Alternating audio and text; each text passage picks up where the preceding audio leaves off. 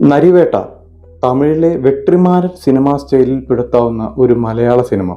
തികച്ചും ത്രില്ലർ സ്വഭാവമുള്ള ഒരു സിനിമയെ റിയലിസ്റ്റിക് സ്റ്റോറി കൊണ്ട് പൊതിഞ്ഞ് സിനിമാറ്റിക്കായി അവതരിപ്പിച്ചു.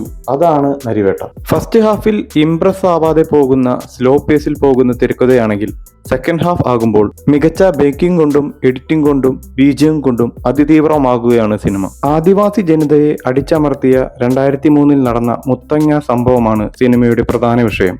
സിനിമയിൽ നായകനായ ടോവിനോയെ ഒരു നടനായി നമുക്ക് കാണാൻ പറ്റില്ല എന്ന് മാത്രമല്ല, വർഗീസ് എന്ന ക്യാരക്ടറായി അദ്ദേഹം ജീവിക്കുകയായിരുന്നു.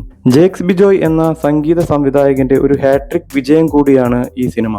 ഓഫീസർ ഓൺ ഡ്യൂട്ടി, തുടരും എന്നതിന് ശേഷം മൂന്നാമത്തെ ഈ വർഷത്തെ ഹാട്രിക് സിനിമയാണ് നരിവേട്ട.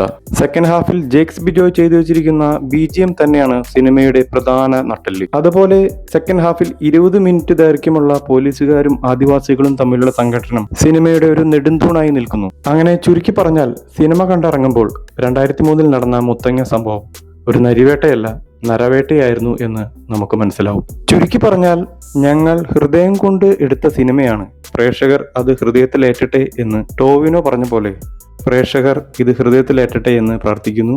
നന്ദി, നമസ്കാരം.